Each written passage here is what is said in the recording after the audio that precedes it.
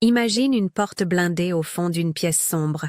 Tu as frappé, supplié, prié pendant des années, parfois à genoux, parfois en silence, et la porte reste fermée. La serrure ne tourne pas. Le téléphone de ta prière grésille comme un poste rempli de parasites. On entend la voix, on entend l'appel, mais le message n'atteint pas la source. Si tu ressens cette frustration, si tu as le sentiment que la prière ne fonctionne plus, écoute ceci. Ce n'est peut-être pas ta foi qui manque, mais le protocole. Ce dont je parle aujourd'hui porte un nom qui sonne étrange, presque technologique. Un plan énergétique dans la glande pinéale. Je dis tout de suite. Il s'agit ici d'une lecture métaphysique, d'une métaphore puissante appliquée à la condition spirituelle. Ce n'est pas un diagnostic médical. Ce n'est pas une prescription. C'est une hypothèse symbolique et une méthode pratique pour retrouver une ligne directe vers la source, la monada. Quand quelque chose bloque le signal. Reste avec moi jusqu'au protocole.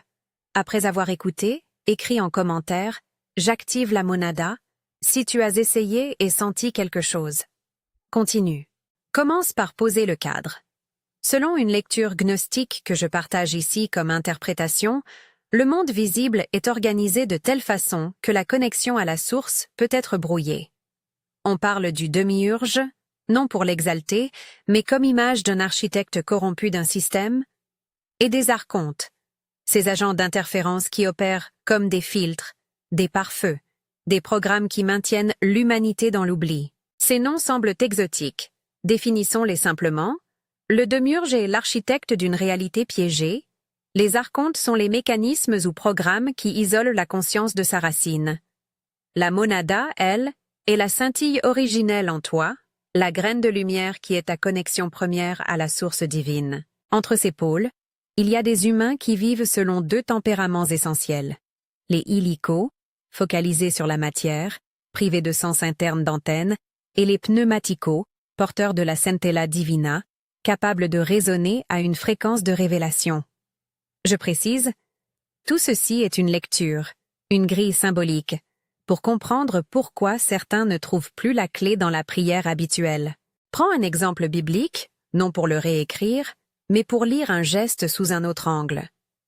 Lorsque Jésus se tient devant le tombeau de Lazare dans l'évangile de Jean, il ne supplie pas la mort comme on supplierait un maître distant. Selon la lecture que je donne ici, il tient un protocole d'autorité. Il établit un rapport, il commande la résonance qui traverse la barrière. Je ne dis pas que Jésus était gnostique comme fait historique. Je dis que ce récit peut être lu comme la démonstration d'une autorité vibratoire qui restaure ce qui est coupé. C'est cette logique, rendre, rétablir, réaligner, que nous allons appliquer comme pratique intérieure. Maintenant le cœur du sujet, la glande pinéale. Dans beaucoup de traditions, la pinéale est décrite comme une antenne, un récepteur émetteur subtil. Dans ce langage, on dit parfois qu'elle peut porter des implants énergétiques. Entend par là des programmations vibratoires, des imprints, des couches de bruit qui brouillent la capacité de la monada à s'exprimer. Imagine la pinéale comme une radio.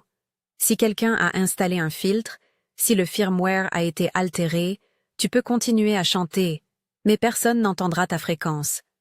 Rappelle-toi, je parle en termes métaphysiques. Aucune affirmation ici n'est une preuve médicale. C'est une image opérative pour comprendre pourquoi la prière devient statique et pourquoi la mémoire spirituelle se perd. Quels sont les symptômes de ces implants symboliques? Premièrement, une amnésie persistante. Tu sais, intellectuellement, que tu es enfant de la source, mais tu ne le ressens pas. Deuxièmement, une incapacité à maintenir une résonance. Tu peux entrer en prière, recevoir un frisson, puis perdre tout. La connexion s'effondre. Troisièmement, des interruptions soudaines, pensées sabotantes, doutes qui surgissent comme des anticorps mentaux et coupent la fréquence. Quatrième signe, une neutralité émotionnelle qui suit une tentative d'ouverture, comme si la porte s'ouvrait un pouce et puis se refermait, laissant un vide plus froid qu'avant. Pour rendre tout cela concret, je te propose un protocole en 5 étapes. C'est une opération métaphysique, pas de gadget, pas de substance, seulement une suite d'attitudes intérieures, d'images, de sons et de déclarations. Si tu choisis d'essayer, Fais-le avec respect et prudence. Sois prêt à te stabiliser après l'expérience. Souviens-toi, pas de promesse de guérison automatique. Ce que je partage ici est une discipline, un entraînement de la conscience. Étape 1. Déconnexion. Arrête de lutter contre les pensées, ne combats pas l'interférence en la prenant au sérieux. Au lieu de ça, détourne l'attention comme on coupe une connexion inutile. Imagine que tu coupes le son d'une radio pleine de grésillements plutôt que d'essayer d'argumenter contre le bruit. Respire lentement. Observe les pensées sans les suivre. Dis-toi, je ne m'engage pas dans ces pensées maintenant, je me débranche. Ne force pas. Simplement, redirige l'attention vers l'intérieur, vers le corps, vers la respiration. Étape 2. Descente. Visualise un ascenseur interne qui descend du sommet de ta tête jusqu'au centre du cœur, en passant par la région de la glande pinéale. Le trajet est lent. Chaque étage est un niveau de mémoire. Mémoire corporelle, mémoire émotionnelle, mémoire spirituelle. Sens chaque étage comme une porte qui s'ouvre. Tu ne dois pas forcer cette image. Laisse-la se dérouler. Si tu préfères une autre image, une colonne de lumière descendant, une corde douce ou une vague montante, prends celle qui te parle. L'essentiel, établir une ligne qui relie la tête à la poitrine, la pinéale au cœur. C'est la ligne de la monada. Garde la respiration calme, un souffle profond et régulier. Étape 3. Résonance. Ici, tu cherches la signature, la fréquence. Tu peux employer un son, un ton bas, un léger hum intérieur qui vibre dans ta poitrine et dans la région du troisième œil. Cherche une sensation de vibration douce, un accord entre cœur et pinéale.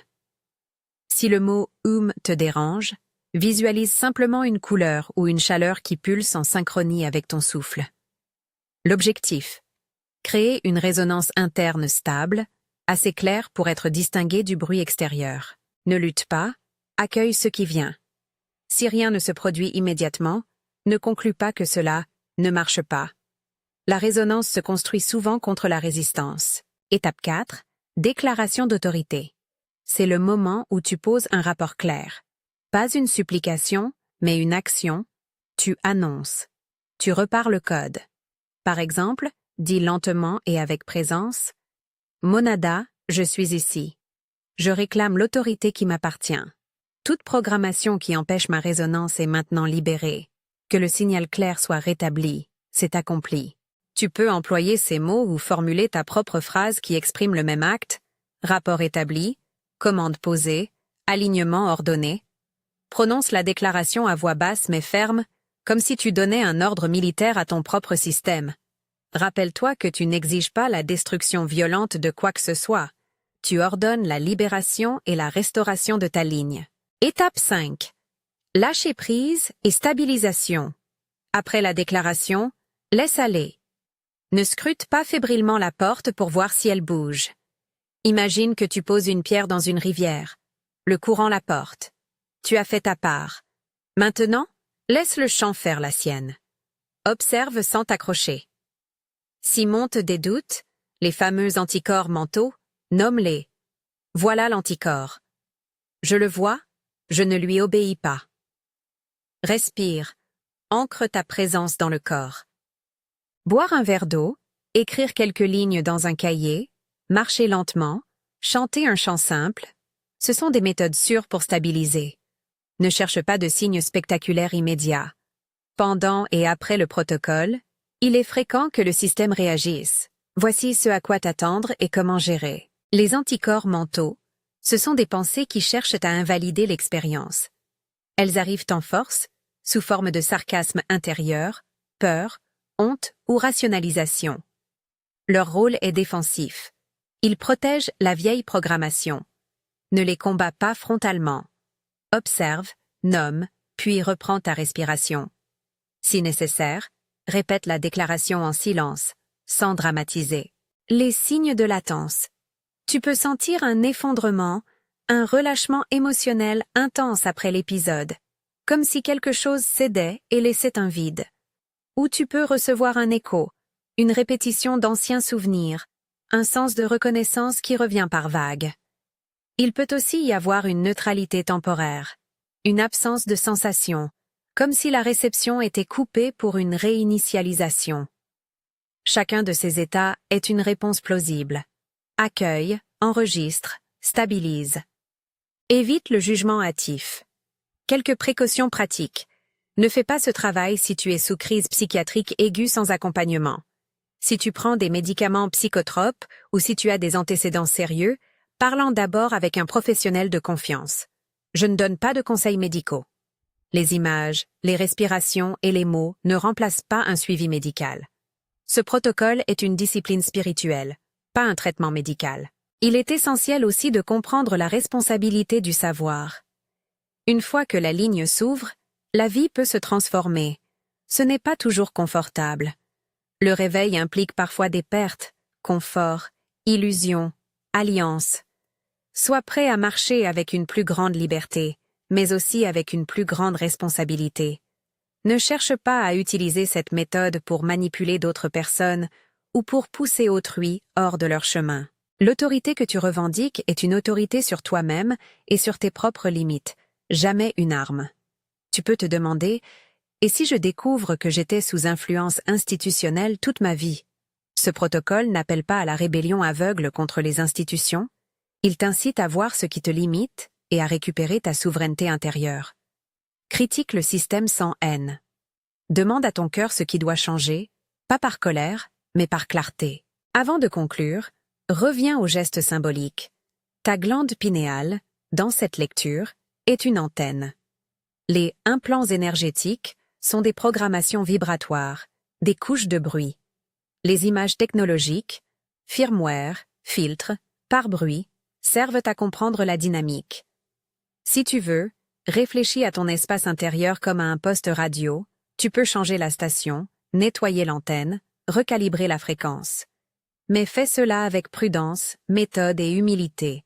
Je vais te donner une petite oraison d'activation, brève et centrée, à utiliser en fin de protocole. C'est une déclaration au cœur, adressée à la monada elle-même. Rappelle-toi qu'il s'agit d'une invocation, pas d'une prière de demande. C'est un acte de reconnaissance et d'autorité intérieure. Dis-la lentement, à voix basse. Monada, je suis ici. Je réclame mon autorité. Que le signal clair traverse. Que toute programmation qui me coupe soit dissoute. Que ma mémoire me revienne. C'est accompli. Après l'avoir dite, observez. Stabilise. Si l'émotion arrive, accueille. Si l'absence arrive, sois patient. Note dans ton carnet ce que tu as ressenti, même si c'est flou. La pratique régulière transforme la réponse de la machine intérieure. Avant de finir, je dois répéter un point crucial. Tout ce que je partage est une lecture symbolique. Je ne propose ni diagnostic médical, ni promesse garantie. Certaines personnes rapportent des réajustements intérieurs après des pratiques semblables. D'autres ne ressentent rien du premier coup. La transformation est une discipline progressive, pas un tour de magie. Si ceci te parle, pratique avec constance, sagesse et discernement. Maintenant, une mise en garde éthique. Le savoir peut isoler. Évite l'arrogance du réveillé. Accompagne les autres avec douceur si tu sens qu'ils ont besoin d'aide et propose des ressources sûres. Ne profite pas de la vulnérabilité d'autrui.